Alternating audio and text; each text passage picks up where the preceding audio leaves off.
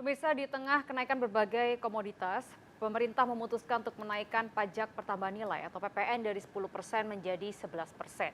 Dampak dari kenaikan PPN, sejumlah komoditas yang dekat dengan masyarakat pun harganya meningkat. Lantas bagaimana tanggapan warga atas kenaikan berbagai harga yang terjadi secara serempak? Berikut Rakyat Bicara pekan ini serba-serbi naik bersama Lineke Utsiki.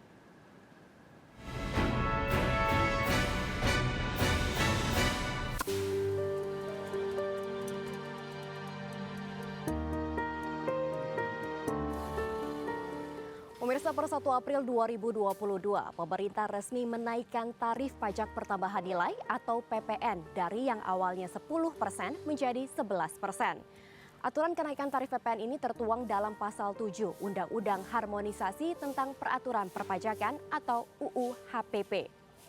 Kenaikan tarif PPN dipastikan berdampak pada sejumlah barang yang dekat dengan masyarakat.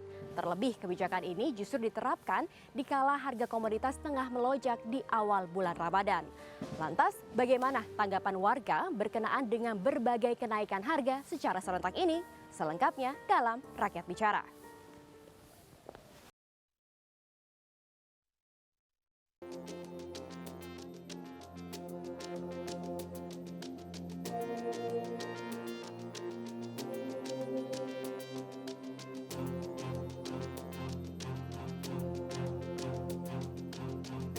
Kalau Bang Lukman sehari-harinya kerja sebagai apa nih Bang?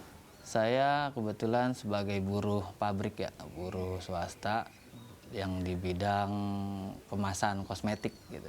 Kalau tanggapan saya sih ya Mbak, untuk kenaikan PPN ini sangat memberatkan ya Mbak. Ini sangat memberatkan kehidupan bukan buat saya pribadi aja, mungkin juga buat rakyat Indonesia. Karena kan PPN ini menyeluruh kan, bukan hanya kenaikannya ada di wilayah sekitar aja gitu kan. Yang paling berpengaruh Mas dalam kehidupan Mas ini yang Abang berasa paling mahal sekali ini yang mana?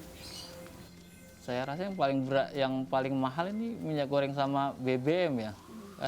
Kita sehari-hari ini kan pulang pergi berangkat kerja kan menggunakan kendaraan bermotor ya. Kan nggak mungkin kalau misalnya kita ini kita batasi kan. Nah, Bang, saya mau tanya bagaimana kemudian caranya Bang Lukman ini menyiasati kenaikan-kenaikan harga seperti ini? Perlu ada pengurangan pengeluaran kali ya. Misalnya hal yang kurang perlu kita alokasikan ke yang penting. Kalau saran saya sih ya buat pemerintah harus bisa lah mengendalikan harga pasar gitu.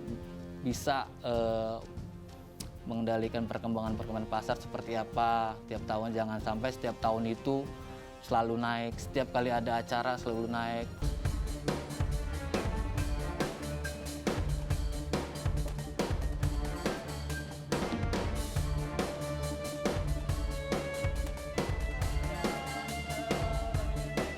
Pemerintah akhirnya memutuskan untuk menaikkan tarif PPN dari yang awalnya 10% jadi 11%. Kelihatannya kecil tapi ini berpengaruh nih Bang. Wah, pengaruh. Kalau dari Abang sendiri gimana tanggapannya nih Bang?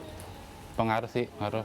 Buat saya sebagai ojek online ya kan, yang butuh pulsa atau kota data, ya untuk telepon customer yang alamat tidak jelas atau kurang jelas gitu ya kan. Biasa saya beli pulsa yang pulsa biasa ya biasanya, yang 10 ribuan itu sekarang yang tadinya 12 ribu sekarang jadi 13 ribu gitu ya kan. Lumayan, walaupun 1000 juga kan harganya lumayan juga, naik juga, beda 1000 juga gitu buat ojol. Ya gimana ya, istri jadi bingung juga istrinya. Kan minyak, apalagi BBM, kita naik motor, berkendara, butuh BBM juga ya kan, apalagi naik. Buat nyari kendaraan juga kan, nyari alamat juga, butuh bensin juga itu, ya kan, cari alamat juga. Ya untuk pemerintah, coba tolong dibantu orang dengarkan warganya ya kan. Kenaikan PPN meski hanya 1%, tapi dipastikan ini akan berdampak pada kenaikan harga sejumlah komoditi yang dekat dengan masyarakat. Adapun barang-barang yang dipastikan naik sebagai dampak dari kenaikan tarif PPN sebesar 11% diantaranya adalah pakaian, kemudian tas, sepatu, pulsa, rumah, motor, dan juga barang-barang lainnya. Meskipun kenaikan tarif PPN ini terbilang kecil, yakni di angka 1%, tetapi ini akan berdampak pada tingkat penjualan. Dikarenakan Peningkatan ataupun kenaikan tarif PPN ini diberlakukan di kala harga komoditas tengah melonjak di awal bulan suci Ramadan. Pemerintah melalui Kementerian Keuangan berdalih kenaikan PPN bertujuan untuk membangun fondasi pajak dengan memanfaatkan momentum pemulihan ekonomi. Tarif PPN 11% ini akan berlaku selama 2 tahun dan naik menjadi 12% pada 1 Januari 2025. Selain itu, Menteri Keuangan juga menyebutkan bahwa tarif PPN yang berlaku di Indonesia lebih rendah jika dibandingkan dengan negara-negara lain yang tergabung dalam G20 maupun OECD, di mana rata-rata kisaran tarif PPN mereka adalah di angka 15 hingga dengan 15,5%. Tetapi yang perlu diketahui masyarakat adalah masih ada pula ataupun tak sedikit negara-negara selain Indonesia yang mana tarif PPN-nya ini jauh lebih rendah, yakni diantaranya seperti Taiwan, Kanada, dan juga Qatar melihat pada situasi ekonomi yang terjadi di negara mereka.